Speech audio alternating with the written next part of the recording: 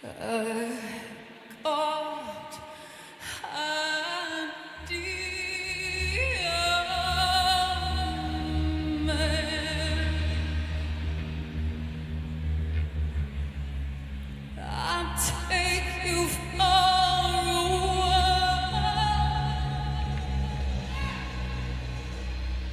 away under the sycamore trees,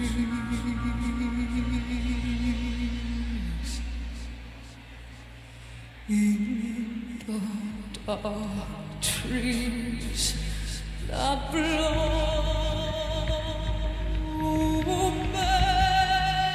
baby,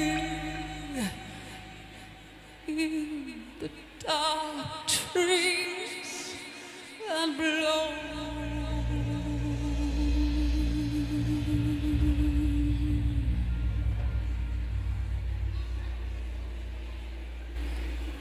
And I see you, and you see. And welcome to Twin Peaks Unwrapped. I'm your host, Ben Durant, and beside me is... Bryon Kazaska. Hi, Bryon. Hey, Ben. How are you? Good. You know, I feel like this is kind of like a low-key show. I always want to do feedback every week, but there's always so much going on. We pushed it aside, and it's kind of one of my favorite parts. Yeah, I love it too. I love would hearing love from the looking for it, community yeah. and stuff. And so we either have to try to get it back into our shows, or just maybe do regular feedback shows. Just do a whole show of just feedback from the community. Yeah, and this episode, we're going to kind of dive in from feedback going from last year to now. And I did something special on Facebook the evening as we were recording this. I posted something, give us your questions because we're going to record tonight. And people responded. So at the end of this episode, all those questions that I solicited on Facebook will hopefully be answered, and we'll read them later on the show. Cool. Yeah, very excited for that. You want to get started? Well, Ben, on Reddit, our shows sometimes will be posted by other folks, and sometimes I'll share our thing on there. This is just someone saying something really nice, more of a feedback. Nice. This was from R. Malolo. I guess I'm saying that right. They wrote about the White Sands radio special. They wrote, a lot of love went into this one. Yes, it did. A lot of love. And I like that. That was like, wow.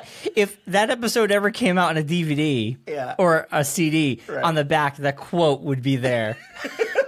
A lot of love went into this one. I love that. That was a great show. I mean, it was a great idea by you, but then Scott really brought it, and Jubal and Bickering Peaks, and all these people all came together, and I just thought it was so beautiful. And I really hope we can do more things like this, and I always want to hear from the community. It's like, do you want more stuff like that? Do you want this community coming together and have almost like theater? And that's what the way you put it before. It's almost like a theater production. It kind of was, yeah. Radio play. Yeah. I've been sharing it. I don't want to get into it, but I have ideas. Yes, you have a great idea. Yeah, and I think other community people are interested in this idea. I just want to know, do people want to hear stuff like this? Do they want to hear like made up fun little Twin Peaks type stuff? I see it this way. If we want to hear as fans, everybody wants to hear it as fans. Yeah, maybe, you have to make things that you want to hear, and I think that people who will follow. So maybe, I think we're looking into something else. It's going to be really fun. Yeah. Yeah. This is a quick one, and this actually is for you. It's a question for you. So this is interesting. This was over a year ago. Someone messaged me on Reddit, IX Marcel, and he wrote in the header was live reaction at the screening of season 1 finale. And the question was, in one of your earlier podcasts, you played a bit of a live reaction to the season 1 finale. What was that? Could you send me a link to the video? And I wrote back to him saying, I think the link is in the notes. And he goes, no, it's not. And I said, I'll get back to you. And I never got back to him. And I apologize. But Ben, you know where that came from. Could you share with I him? don't even know what we're talking about. So it's in one of our older podcasts. Yes. You put audio of the season 1 finale. You put a reaction because we're of people yelling at the TV or something. Okay, so let's see if I can get my facts straight. Back in the day, in 1990, when this was airing, ABC, they had their magazine there. Primetime Live was the name. Have you ever heard of Primetime Live? Entertainment Weekly, but not Primetime Live. No, this is like magazine, like TV magazine format. Like, what do we have? I don't even know what we have. Dateline today or something like that. This was like a weekly show. 2020. Like a 2020. 2020. Yeah. So they had a segment. I'm trying to remember what. I think it was like the night before. No, it must have been the night after. It was the night after the season 1 finale. And so they did a whole thing of like Twin Peaks fans, blah, blah, blah, blah. And they had, and I remember I saw it live when it was on TV back in 1990. Cause it's like, first I had seen the finale. It's like, oh, there's a TV show that's going to do more about Twin Peaks. So I had to watch it. But it was so much fun because they had a whole thing about fans, but it wasn't just the fans there, but so there was a piece where they had the fans reacting to what was the Cooper being shot, getting shots. Yeah. So that's where it came from. You probably could just do YouTube Primetime Live Twin Peaks or something like that. Okay, all right. So we finally answered him after a year. Let's add it. Let's see if we can get it into this show notes for this show. Yeah, that would be great. Yeah. So other people can find it. And, but it is a great. I still love it to this day because. That's how I was feeling. It's like, no, we can't end with Cooper getting shot. I have to wait all summer for this. And yeah. That's awesome. I'm glad we can answer that. And I felt so bad. I looked at our messages and I'm like, I never wrote back. Well, here it is. So that's what I got from Reddit, Ben. What do you got? Maybe we'll start with some iTunes. In Sweden here, iTunes, it says... Ooh, how'd you get this? Did you log into the Sweden thing? I logged into iTunes through... Yes, I knew there was... Great things that, we have stats on all about different areas of the world. So I can go into our Podbean management account there for our analytics. Shows, analytics, and say, what are the most popular countries that listen to our show? Sweden's one of them. Wow. And Sweden here, this is from Big Ed Hurley himself. Himself? Big Ed wrote in, and he lives in Sweden? He lives in Sweden here. And he said, he gives 5 stars, and he said the title is May the Always Be With You. And he says, I'm from Sweden, and I started listening to your awesome podcast a few months ago. Now I'm finally caught up with all the episodes. You're doing a great job. You're funny, whimsical, and truly crazy about the greatest show ever. Damn good podcast. I like that review. Thanks, Big Ed Hurley. And I got another one, too, here that I won't read the whole thing.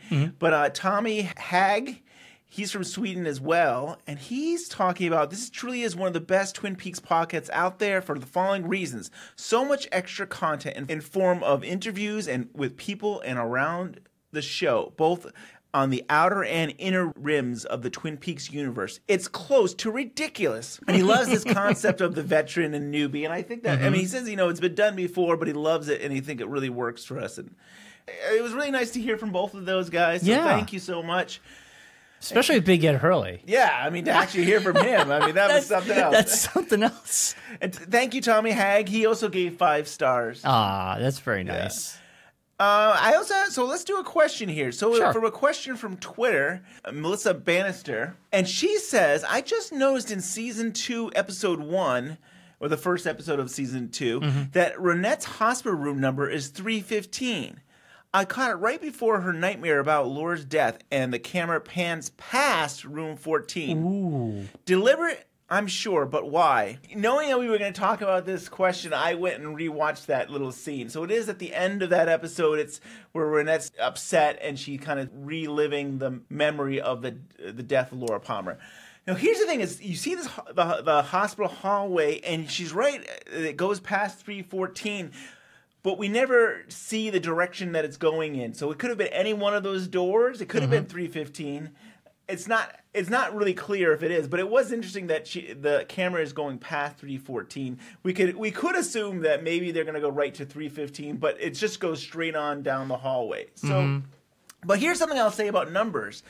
I mean, if you've seen the recent documentaries on the Blu-ray, you have David Lynch who's like saying he's all about his numbers, and he sets his alarm in the morning for a specific number that has to add up, but he's always been about that. Like he's a little bit superstitious, and he'll see a license plate, and that might make him not want to do something because he doesn't like the order of the numbers. Yeah, they have to add up. He said, so it's quite possible. I mean, he did direct that episode. So it's quite possible that he still had a fascination with 315. I don't know if I'm believing Mark Frost and him probably came up with that number for Cooper's hotel room. In season 3, one of the sockets is 315, isn't it? Well, when you think about that purple world, yes, right, that's 315, yeah. right? And that's interesting because that's the American Girl, but that's Renette. Well, let's go one step further with that. I agree with that, and that seems to unlock the way to get into the real world. We also have his hotel room key that is green, yes. 315. He uses it at the end of the series of season 3 to get into the basement of the hotel, which takes him to another world, takes him to...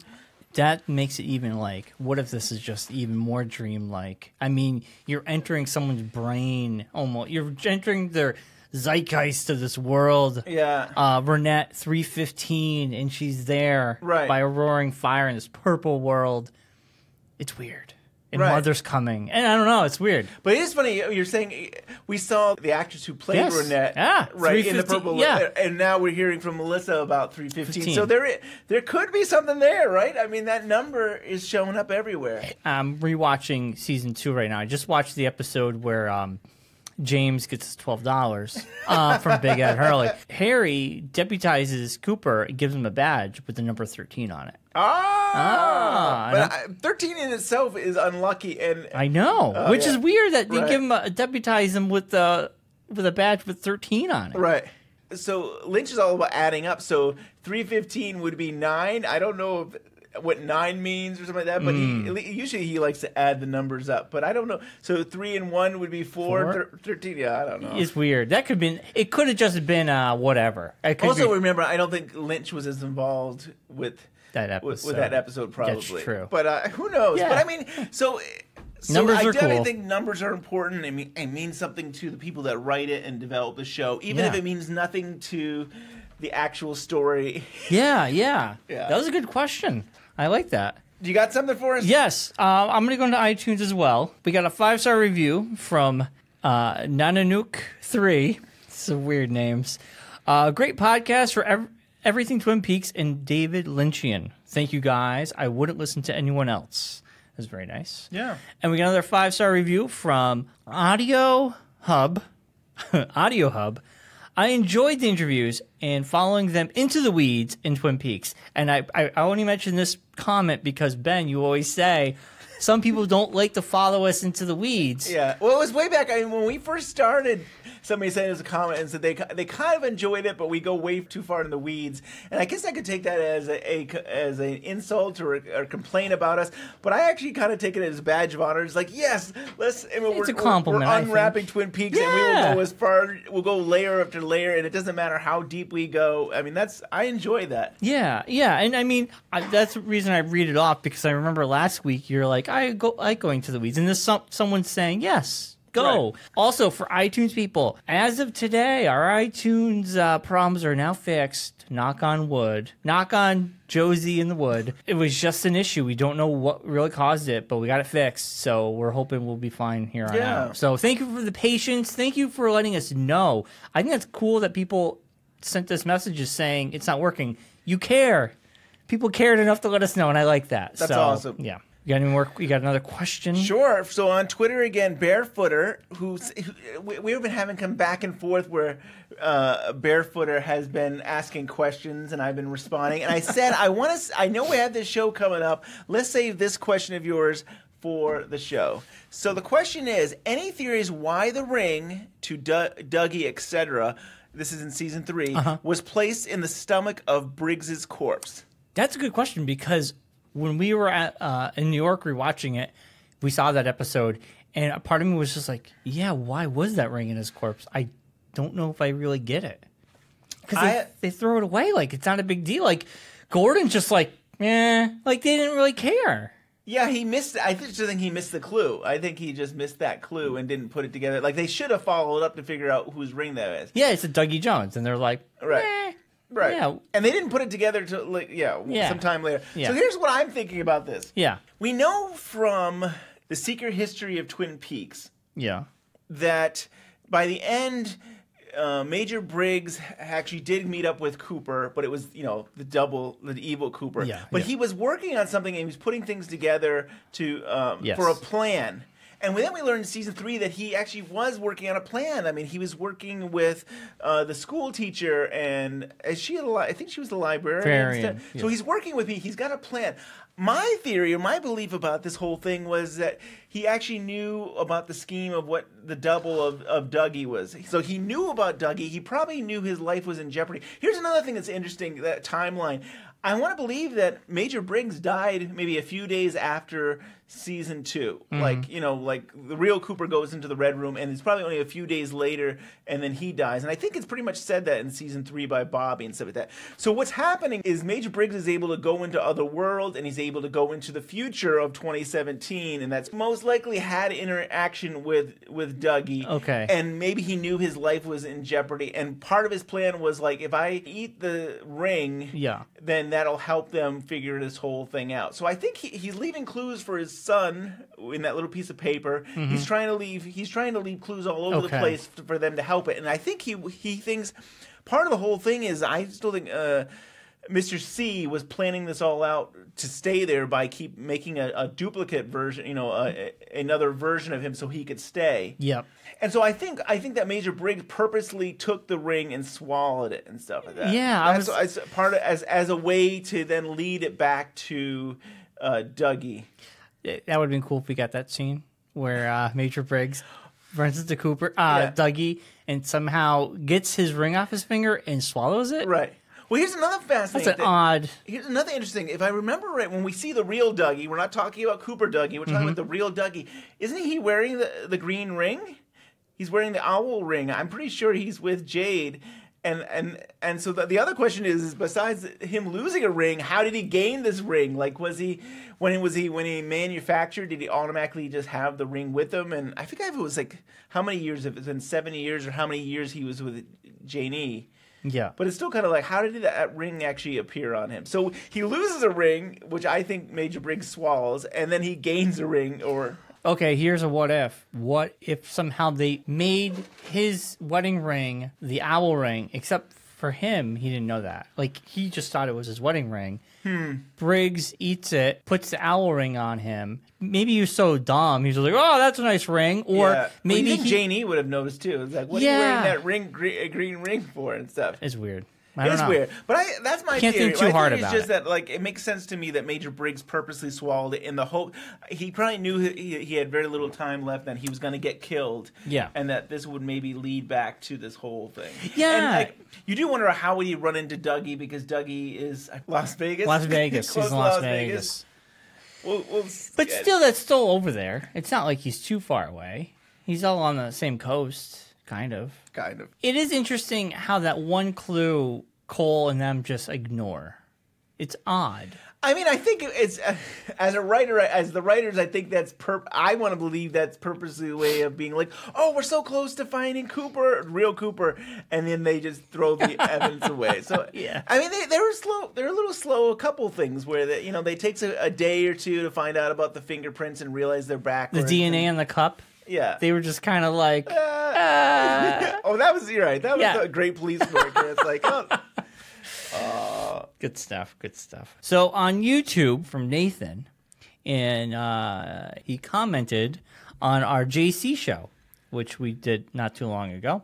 Another great guest. Had never really spent much time on the 25 Years webpage, but definitely enjoyed the artist interviews as well as exploring the myriad of theories in season 3. Thanks. But this is with Jen. We had Jen on the show. And we got a lot of praise. We got someone else on Facebook. I sent it to her saying, we loved her. Have her back on again. Yes, and that's what we really want to do. That we're planning on it. We're talking about it, and this was the whole idea with the partnership with 25 Years Later. I really saw the value. They do incredible work every day. Crazy. Every day, like I think it's a lot to do a show once a week, but they have a wonderful staff that they're able to get great content out every single day. I actually have it set up. I don't know if it's a WordPress thing, but I have it set up so it emails it to me every day. So anytime they put out an article, it just automatically emails it to me, so I can just get it. So I don't miss an article. That's awesome. That's kind of cool. So yeah, they're a great bunch of people, and I think it's just a win-win for us that we get to tell people about what the great things they're doing, and they get to come on and talk about their articles. And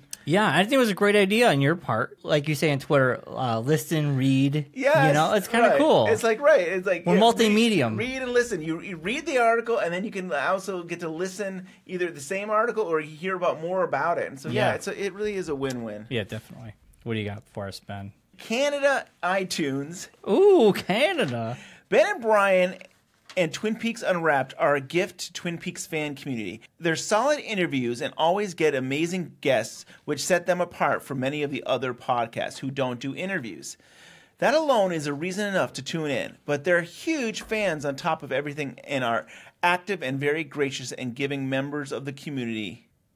I feel like they're missing part of that sentence. Yeah, I think they forgot a word. All right. But I get what they're saying. Yes. I think that we really feel like we're part of the community. We really do want to share on that. And that's kind of what we were just talking about even 25 years later, that we really see the value in us as a community and doing this together. Yeah.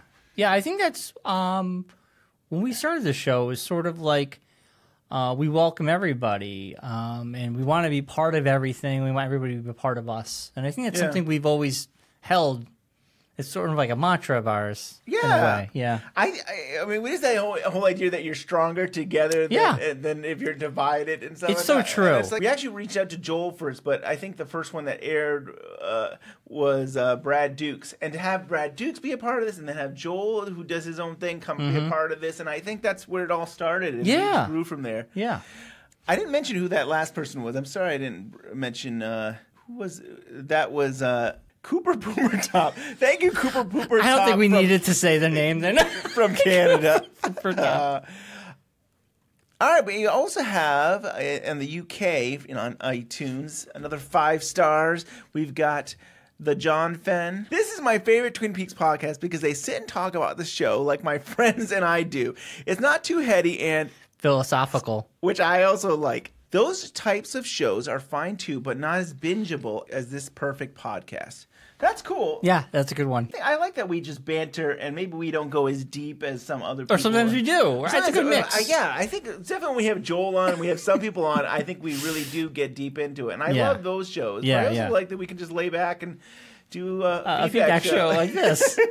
What else you got for us? All right, so this is a question, Ben. So pay attention to this one, because this one's a doozy. This one, during the winter, we did our David Lynch shorts, and Philip on YouTube had commented on our grandmother episode. And he has some questions and some comments, so I'll see what you think, Ben. This is about the kiss. Remember we talked about the kiss with the grandmother? Yes. And the kid. For me, the kiss implies the boy has killed the innocence of the grandmother idea. And she becomes sick and dies as a result of this need for more love of the wrong kind. Also, on the poor quality version of the short, the ending is rendered meaningless. But if you have a good quality version like I do, you can see her in the last shot has not only a plant growth coming from the boy, but also from around the outside of the frame. Tree roots slowly approach the boy's head. They are like ideas coming in and taking root in his mind. The ending is either good or bad, depending on whether you think the roots are positive or negative. Yeah, I like that a lot because I remember the kiss part. You asked me, did you find that weird? Yeah. And I was just like, well, I grew up with families that kissed on the lips, so I didn't find it to be weird. It kills the boy's innocence, and then the ideas with the roots, the trees and stuff. It's something I don't think we really touched upon. We might have a little bit. No, not really. Yeah. But I thought it was really interesting. So thank you, Philip, for writing that. I mean, we get some interesting stuff on YouTube all the time. Sometimes we don't get a chance to comment back. Right. So your take on the grandmother. I mean, I think, I saw that comment, I did rewatch a little bit, and I did see what he was saying more. Okay. And so I definitely could see that there's more to it, that maybe the idea of the tree is not dead completely, that it continues to... Through the boy? It's hard for me to still wrestle on what it really all means. Yeah, it's a tough one. To me, it still seems like a sad ending because you see him crying, and I still feel like he's in this situation. Like, I don't know if his parents are still there, and so... Yeah. It's I want more happy endings sometimes, and that was probably. I actually think that was probably the saddest of Lynch's films, because like at least Laura Palmer in Fire Walk with Me, she at least sees the angels at the end. So she had a horrible life, but I feel like she's like rescued by the angels somehow. Yeah. Lynch does have that weird kind of. His old stuff is kind of dismal, darker. Yeah. So what do you got for us, Ben? Well, on Twitter again, we have Blue Skies on Mars. And they just have a comment to say, as many do, I follow a number of shows, engage with many fandoms, and I gotta say that Twin Peaks fans are absolutely the best. And the raw amount of talent from all the content creating fans is a beautiful thing to see and experience. It's all a constant source of joy.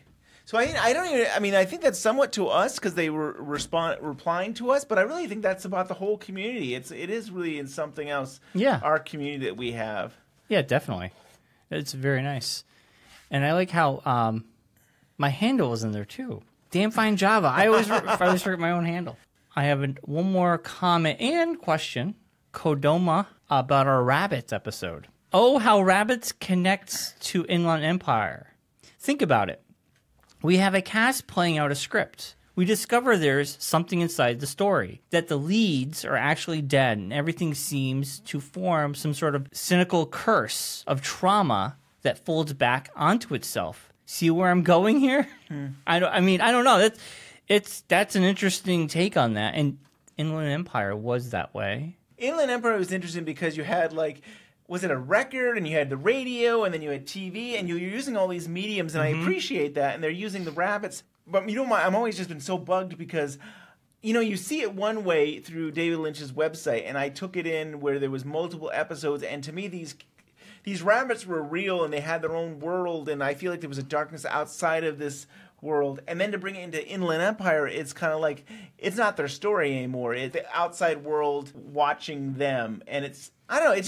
It just changed my experience of how I knew the rabbits, and I think they have a valid point. Yeah, it's like you watch all the episodes of Seinfeld, and all of a sudden you realize Seinfeld is just almost like a joke for another show. I'm trying to think of another show that Curb Your Enthusiasm. Curb Your Enthusiasm, or it'd have to be a whole different genre. Maybe it would be like Call Saul or something. Yeah, like Better that. Call Saul. Yeah, Better Call Saul or something like that. And maybe it'd still be funny, but it wouldn't be Seinfeld anymore. Yeah, It would I be hear you. Better Call Saul's watching version of a sitcom. Or it would just be something that they watched in the background. But it kind of loses some of that meaning for me. But I think that person brings a great point about the layers and how it fits into Inland Empire. Rabbits by itself in David Lynch, there was like this sinister, like there was some kind of like demon rabbit that was like, what is going on? Are they trapped in this room? But the guy is able to walk in and out, and there's always, there's something going on in this crazy world, and I love that, and I love that, and I still think it's a beautiful thing, and I still value and see the value of putting it in Inland Empire, but it's Yeah, I hear you. Good morning. It's January 28th, 2009, and it's a Wednesday. Here in LA, beautiful blue skies, golden sunshine, very still right now, 54 degrees Fahrenheit, 12 Celsius. And that is me on the Twitter page. The voicemail messages, our service comes and goes depending when we want to use it. So right now it is active. People can leave us voice messages. You can call 866-8-UNWRAP, or it's 866-886-9727. We'll probably do another feedback show. I mean, we were talking about maybe doing it once a month or something. Yeah, like that. as long as we keep getting it in. Yeah, sure. We keep getting feedback. So, if it's not every week we have these feedback things, it's still great to leave a message, and we'll probably bring it up on a future show. So here is a voice message, and it's a question for us. Hi. First of all, I love your Twitter page. This is Maximus Mom 22 on Twitter. I do have a question about the mysterious man pulling up in his little delivery car and shooting up the van. I just was wondering who he was. And obviously, he carried a very deadly weapon, so obviously he was there on purpose. I just never seen him before, don't know who he is, so I'm really, really curious about who he is and why he decided to protect Dale Cooper. So that's it. Thank you. So that's an interesting question because I believe his name is the Polish accountant in the credits. Yeah, we had no idea who he was up until the DVD release, right? Well, we knew the credits, but then we got to see behind the scenes stuff. So maybe I missed this. Tell me more. What do you have in the? Well, I mean, nothing more. I didn't know. I knew he was the Polish accountant. Right, but you remember something in the new Blu-ray that? Well, in the documentary, they show him filming that scene where they all get shot up. Yeah. But, okay, I can break down this question is, we just know he's the Polish accountant, but I think it was all the workings of Dougie's good aura. Everything's coming up, Dougie. Everything comes up, Dougie. It works in his favor. Yeah. So it comes up in his favor, and this happens right outside. And you have the brothers who are bringing food to the house. At the same time, you have Hutch and Chanel waiting in the van.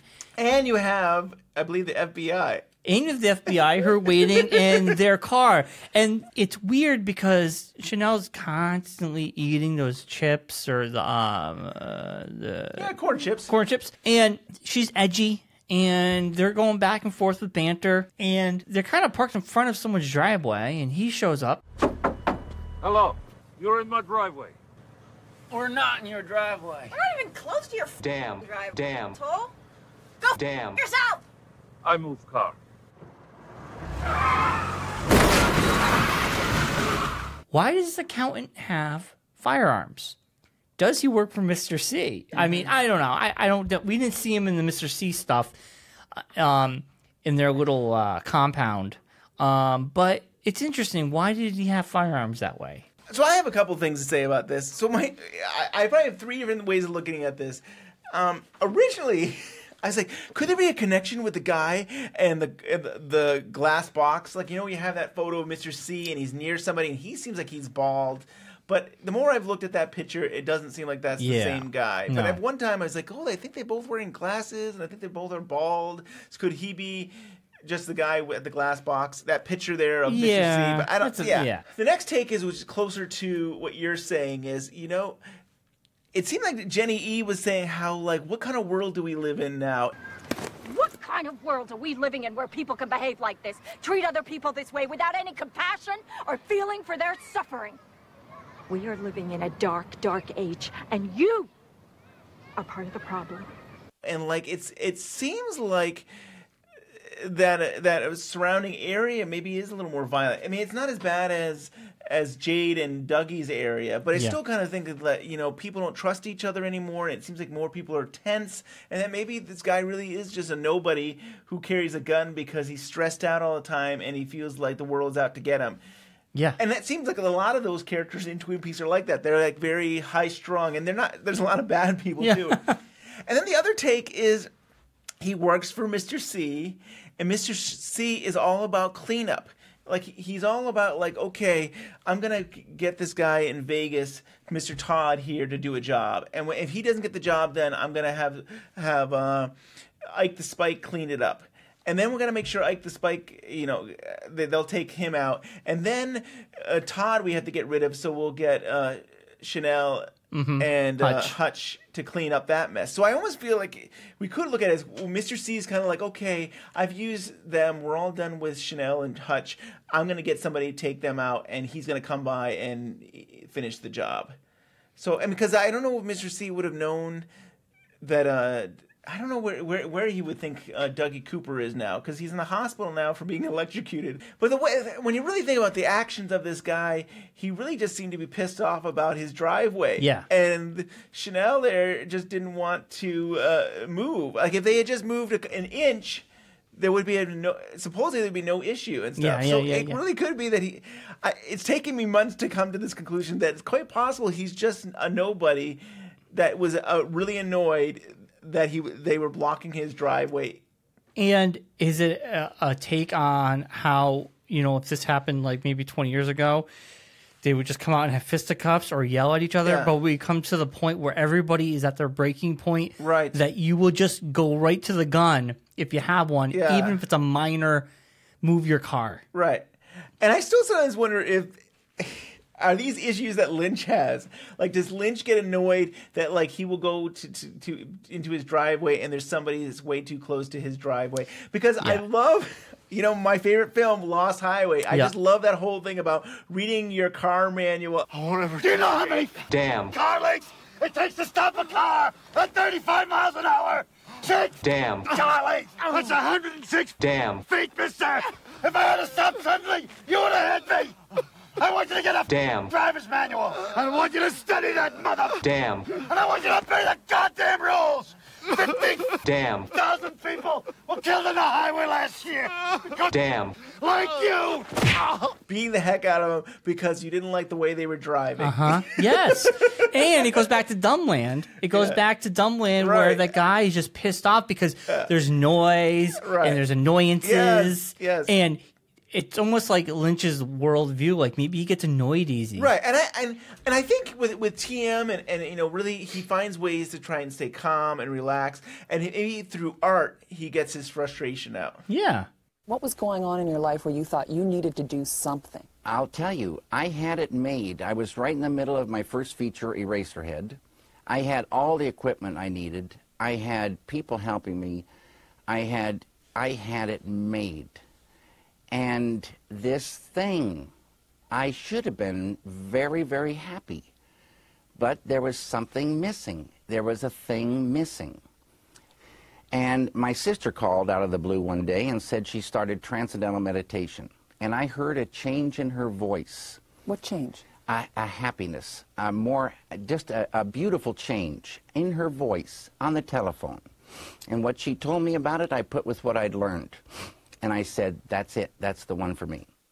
2 weeks after I started meditating, my first wife comes to me and she says, what's going on? And I was quiet for a while because, as I say, it could have been any number of things she was referring to. And then I say, what are you talking about? And she says, this anger. Where did it go? How did that anger manifest itself in your marriage prior to you discovering transcendental meditation? It was bad, but it wasn't bad all the time. It was bad mostly in the mornings. But for example? I would take things out on her, and it was like not a pleasant thing. When someone's angry, no one wants to come around. And they got that look, and they got that kind of, gray thing, and you don't want to go, too close.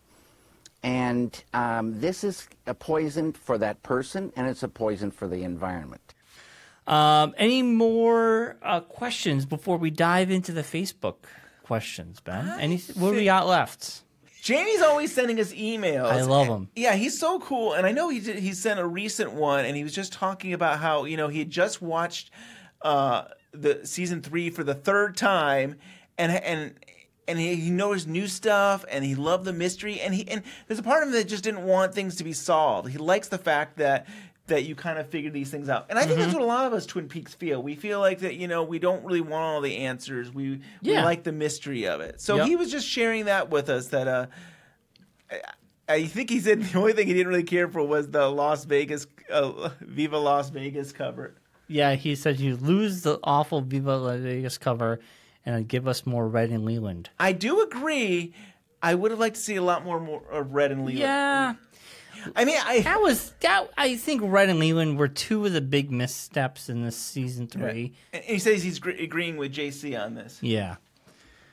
So yeah, I know, because like Red, I felt like there was an arc and it didn't finish. Like we connected him with Shelley, and that's it. Yeah, that was. We never saw him again. Right, and it seemed like in the drugs, he was like the drug lord, right, bringing crap into Twin Peaks.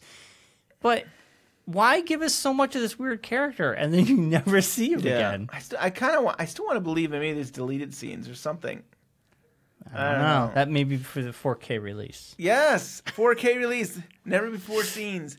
And Leland, I felt like there was missed opportunity. It's interesting that we get him in the beginning and then we just get him at the end, but basically find Laura, and that's it. And it's like, I think there was something more we could have gotten from there. He could have said, I did not kill her.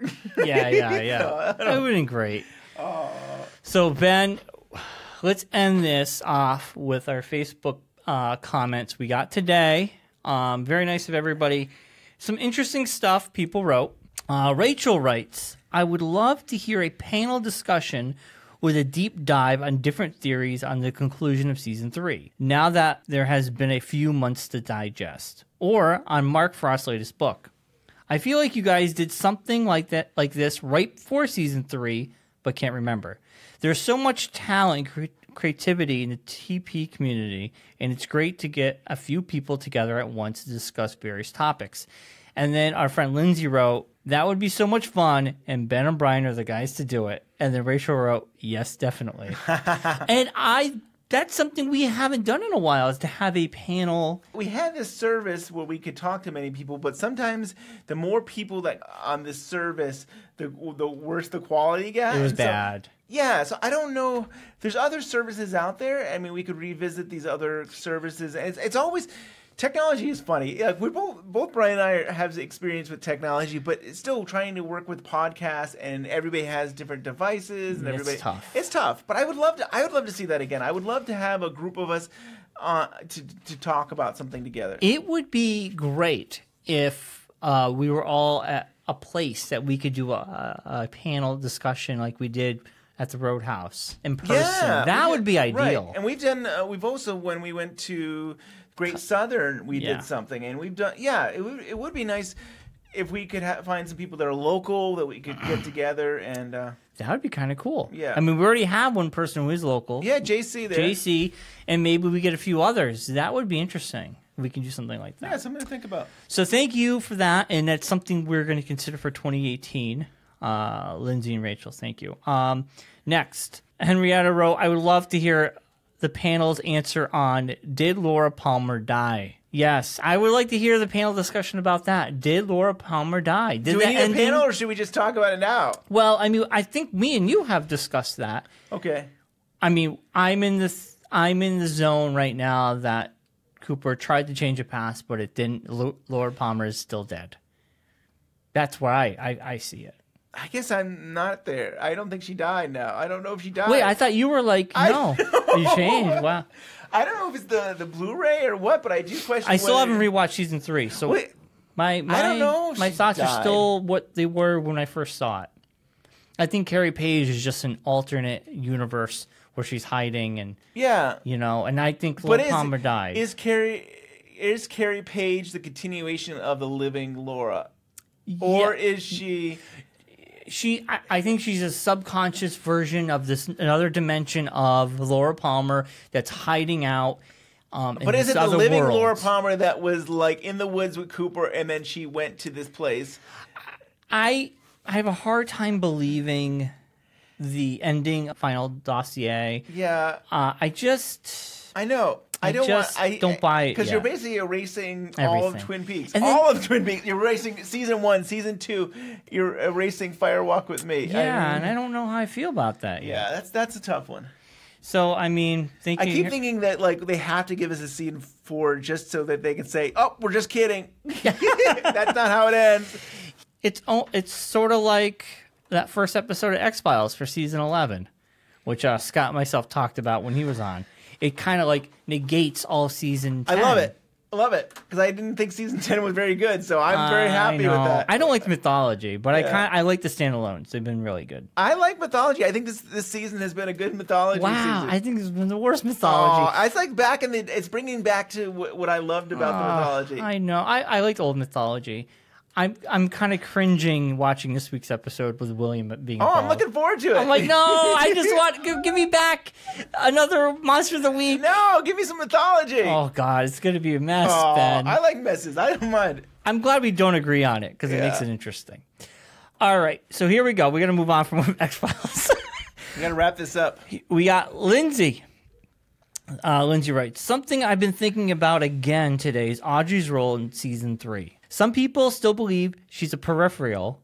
Others feel she is central. I personally think she's been some kind of lodge-adjacent limbo state. And I think John Bernardi will have something more to say about this in his latest theory piece, which I'm eager to read. But I'm curious about your thoughts on Audrey or about the community's response to her role in this season. That's a loaded question. There's a lot to digest. We have touched upon some of this in later episodes. I feel like, personally, Audrey she was not really in Twin Peaks. She was not. All that stuff was in her mind, and that last scene. I'm nodding.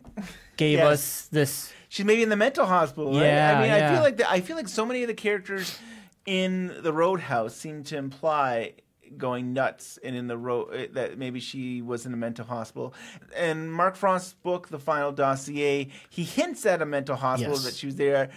But I also see the value of that it's all white and that it could be like some other world or something like that. Like, white can mean anything. Right. White can mean mental. That makes us automatically think mental hospital, but it could just be this void. Yeah. A void in her brain. Maybe she's inside herself. She can't get out. Maybe she's still in the coma. If we take that book, if we pretend that book was not around, we could just say she's just in a coma, stuck somewhere, and she's reliving life.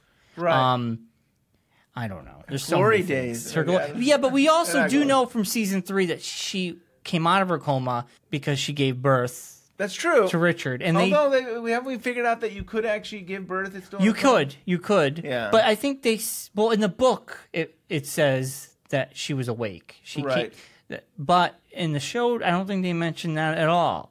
They don't mention anything about Audrey other than that. Where Mr. C and Richard meet, he says, "My mom had a picture of you." That's true. So that's a great point. That would imply that I would think that he knew his mom. And yes, stuff. and that would imply maybe. Would imply he could be going through his mom's things and still not.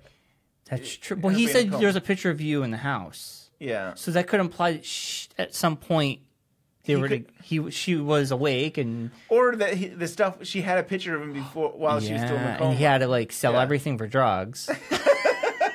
I don't know. I mean, my biggest disappointment is that she never got to run into Cooper. I really wanted the Cooper-Audrey exchange. I wanted something. And, I mean, there was no time for that. I mean, Cooper was on his own quest and doing his own thing. But I would have liked to have them both running We into needed each other. Antics of Cole with his lady friend, Lady of the Night.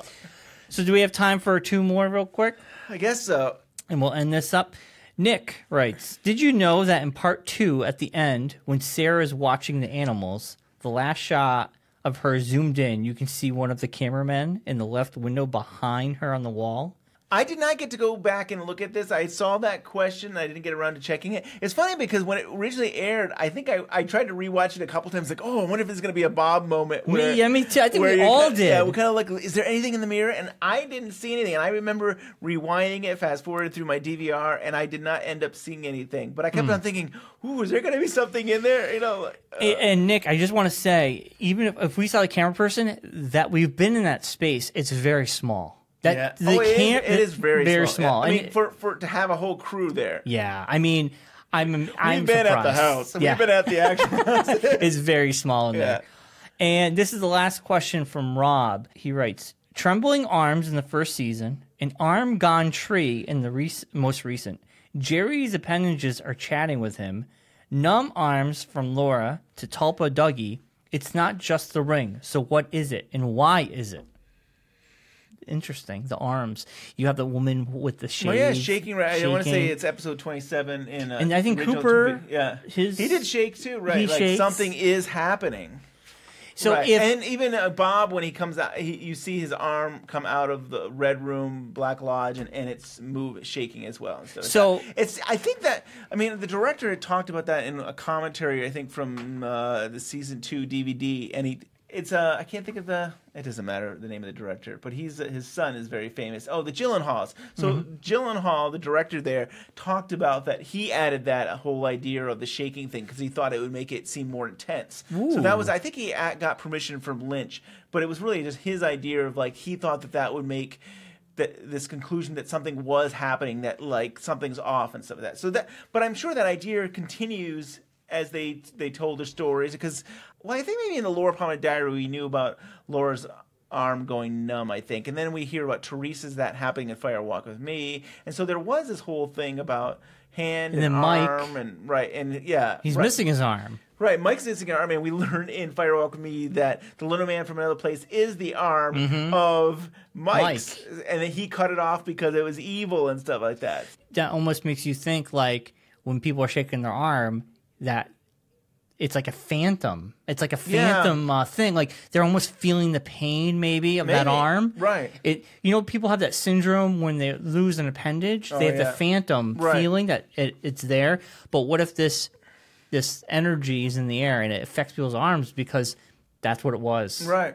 That'd be interesting. I even think about like some people say, I don't know if it rains or if certain things happen that like their leg or something hurts, or if they have like a replacement or they have like metal in their arm or leg, when it rains, it's like it's painful. Yeah. And really what I'm getting at is like this idea that the climate, like there's energy, like the electricity in the air. Something is happening around them, and like these spirits usually are the ones that are escaping or coming out. There. Like you have in Dougie's situation, he's being brought to the Red Room, and things are happening that there's the energy strong. Right, I like that. That's cool.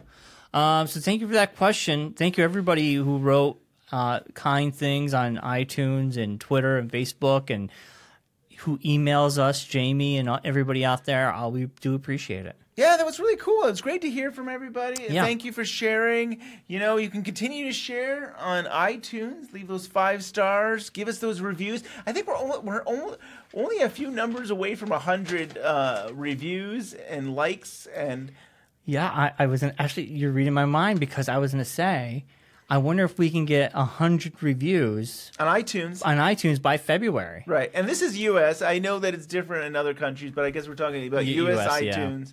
Yeah. And I also have, this is something I haven't done in a while. As of right now, we have 892 subscribers on Podbean, and we get subscribers every day. I'm putting it out there. Can we hit 1,000 subs by February? The end of February. That would be awesome. That's really cool. They hit 1,000. I don't even know. I don't even know how people find Podbean. Like, is Podbean just very because that's our home? And I think when they Google us, that might come up. But a lot of people are listening to podcasts on. I think so. Yeah. It's cool. I notice every day people are subscribing. So thank you. Yeah, thank you. And YouTube, we're almost at 1,000 subs on YouTube right now. We're around 800 something. Awesome. And if we can get 1,000 subs on there too, we appreciate the YouTube stuff. It's just in a whole different audience that doesn't listen to us on other platforms. Awesome. And we're on 2 platforms I discovered when I was Googling us. We're on Castbox.fm and Podbay.fm. They might be the same thing. I'm not really sure, but it's interesting. Our RSS feed has been shared. I found us on some Spanish podcast sharing site, which is awesome. I mean, the more people that can listen to us, the better. Yeah. iTunes is working. We are pending with Spotify. We're pending with Spotify. I'm hoping we'll be on there soon. But we're on Google Play. We're on iTunes. And like us on Facebook, follow us on Twitter, and subscribe to us on those platforms. And with that, Ben, I think we're done, right? Yes, that was awesome. Thank you. Right. We'll be back next week. Peaks update. It's the next to the last episode, and the plot's taking quite a twist. Be on the lookout for romance. Come on, lover boy, Leo's waiting. And ways to fix James' bike. Say goodbye, James. Goodbye, James. Twin Peaks, Thursday. Hello, handsome. Revolutionary new Fried cherry. Cliffhanger night for the revolutionary new series Twin Peaks. After 7 chilling weeks, we were finally going to find out who killed Laura Palmer. You're under arrest. Murder of Laura Palmer. But the producers had something else in mind. Angry? You're not alone. From ABC News, this is Prime Time.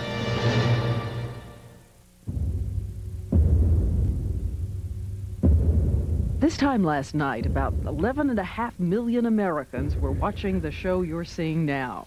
The season finale of Twin Peaks, the aggressively bizarre new ABC series. For anyone who doesn't know, it's an offbeat murder mystery set in a logging town in the Pacific Northwest. The series opened with the murder of 17-year-old Laura Palmer. Who comes to solve the murder? The pie-loving FBI agent Dale Cooper, who's addicted to his dictaphone. Diane, if you ever get up this way, that cherry pie is worth a stop. For all those patient viewers, 7 weeks of sorting out suspects and sticking with the show was going to pay off last night in the season's big finale. The love of God hurt. So all across the country, the faithful and the curious planted themselves in front of the television. But today, many of those people are ready for a fight. Judd Rose gets into the Twin Peaks spirit, way into the spirit. Diane, Sam, it's May 24th, a Thursday. It's chilly outside, a little overcast. I'm sitting at my favorite table at the diner having dinner. It's a reporter's dream. Donuts, cherry pie, hot coffee. Damn good coffee. Now take this down. There's a strange new TV show. Every time it's on, people sit in front of their sets like logs. They record every episode on their VCRs. And then the next day at work, that's all they talk about. Diane, Sam, it's very mysterious. She's dead. Wrapped in plastic. The body of Laura Palmer was just the first strange thing to surface. We've seen crying cops, singing Scandinavians, and babbling birds.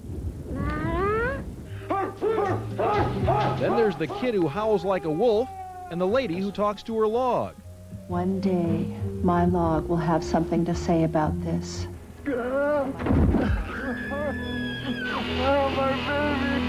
What do we make of the dead girl's dear old dad? Strange stuff for network TV, but Twin Peaks has also been perhaps the most hypnotic whodunit to ever hit the home screen. 7 weeks to figure out who killed Laura Palmer, and last night was the payoff. All across the country, they gathered in groups, devoted peekies glued to the tube to see if they'd correctly cracked all those cryptic clues.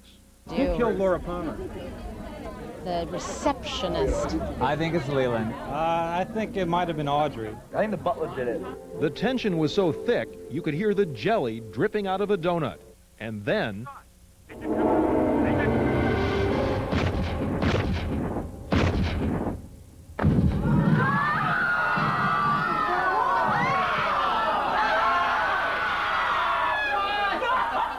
Well, Agent Cooper's a pretty cool guy. It's kind of a bummer that he got shot. But the biggest bummer, they still never told us who done it.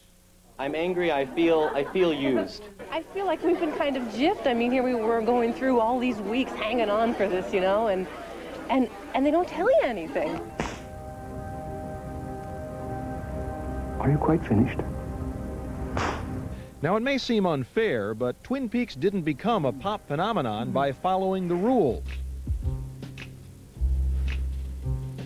This must be where pies go when they die. Diane, Sam, you'll have to try some if you ever get up this way. Now make a note of this. Twin Peaks has definitely brought something different to television. For example, it taught us that it can be intriguing and even eerie to focus on inanimate objects that have absolutely nothing to do with anything. This is TV for the 90s, seductive and surreal. They're still talking about this dream sequence. I've got good news. That the mule is going to come back in style. They got that eerie sound by having the dwarf talk backwards and then playing the tape forwards. Donuts and deer heads, dwarf dreams and plastic-wrapped prom queens. What does it all mean? She's 17 years old and she's having an affair with Bobby, Laura's boyfriend. Oh, sure, they try. But with more weird plot twists than the Today Show, even the most faithful viewers sometimes complain they just don't get it. Well, it's really very simple. Laura Palmer was dating Bobby, the quarterback, but she was secretly seeing James, the sensitive biker, who is now in love with Donna. James's uncle is having an affair with Norma, whose estranged husband killed the owner of the lumber mill, whose widow Josie dates the sheriff, Harry S. Truman, or is she seeing Norma's husband? Well, anyway, Josie's in cahoots with a businessman who's working with Laura's father, who killed the bartender who was dealing drugs with a wife-beating trucker. Well, you get the idea. I wanted the answer. I was promised the answer. Where's the answer? They just left us hanging, I guess, for next season. I don't know. Of course, it's not the first time. There was that other big TV whodunit on Dallas. We had to wait a whole summer for the answer to that one. It was you, Kristen, who shot JR. But somehow we expected better of Twin Peaks. The really good shows don't seduce and abandon you like that. Remember The Fugitive?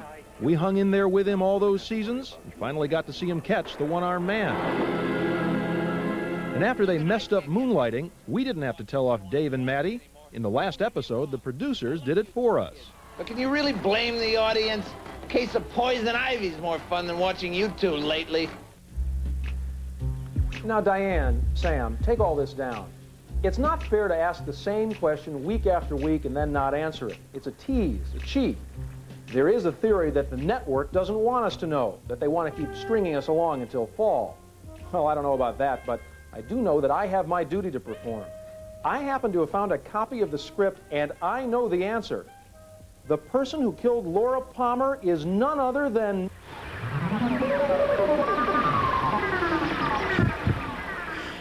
Sure, Judge, sure. A footnote. You may have heard that there was a European version of Twin Peaks. You should know that while it did have a different ending, it was just as mysterious and gave no more insight than Judd Rose into who murdered Laura Palmer. That's it for us. Glad to have you with us. 2020 is in this spot tomorrow night. I'm Diane Sawyer. Good night, Sam.